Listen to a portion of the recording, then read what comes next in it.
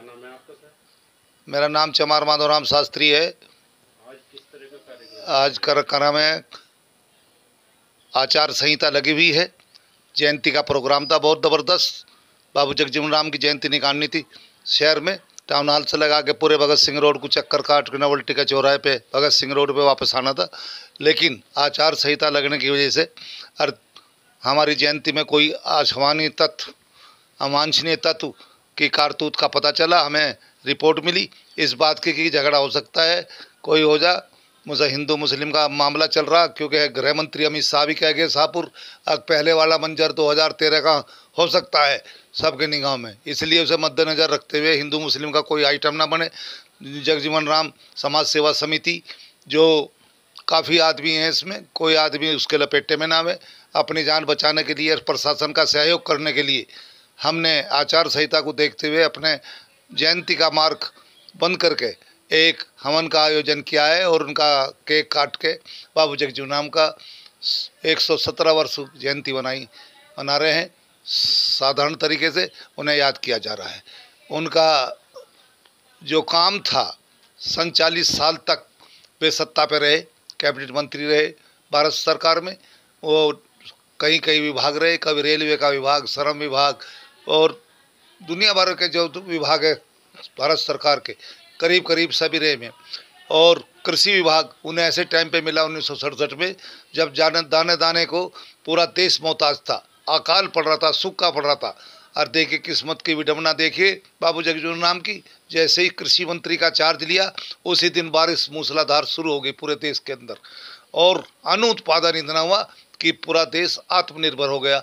या तो अमेरिका से गेहूँ मंगाना पड़ता था, फिर गेहूँ यहीं पैदा हो गया, सबका भोजन यहीं प्राप्त कर लिया। जगजीवन राम ऐसे भाग्यशाली व्यक्ति थे और दलित समाज के नहीं पूरे सर्व समाज के नेता थे और सर्व समाज उन्हें क्या के आदर की दृष्टि से देखता था। आज उनकी जयंती मनाई जा रही है।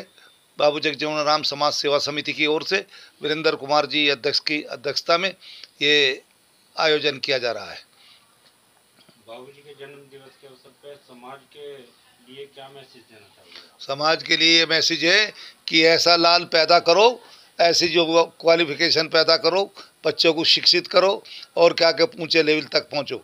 बाबू जगजीवन राम MSc मैथमेटिक्स थे, गणित के ज्ञाता थे और कोई भी डिपार्टमेंट उनका फेल नहीं हुआ आज तक। जिस भी डिपार्टमेंट में वो गए, जिस भी विभाग उन्हें मिला है, उस विभाग के सचिव भी थर थर काँपते थे क्योंकि गलती फट पकड़ लेता। मैथमेटिकल आदमी था और कांग्रेस में इंदिरा जी उनका लोहा मानती थी।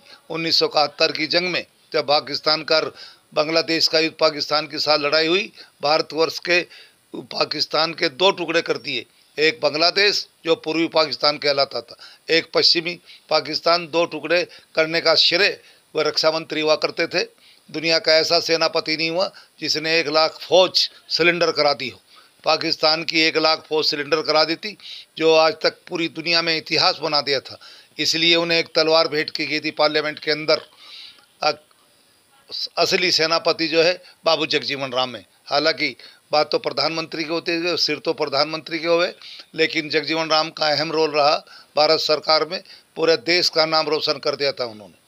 और जब 7वां बेड़ा अमेरिका का लग गया तो रूस ने भी 20वां बेड़ा का के हमारी भारत की मदद के लिए, क्योंकि दोस्त था वो भेज दिया था। और जगजीवन राम को पार्लियामेंट में स्टेटमेंट देना पड़ा था पार्लियामेंट के अंदर कि 7वां बेड़े का कोई पता नहीं चलने का। पूरा देश घबरा था अमेरिका के 7वें बेड़े से, लेकिन आश्वासन दिया बाबू जगजीवन राम जी ने पार्लियामेंट के अंदर, अब 7वें बेड़े का यही पता नहीं चलने का कहाँ से आया और वो कहाँ गया, बंगाल की खाड़ी में डुबो दिया जाएगा।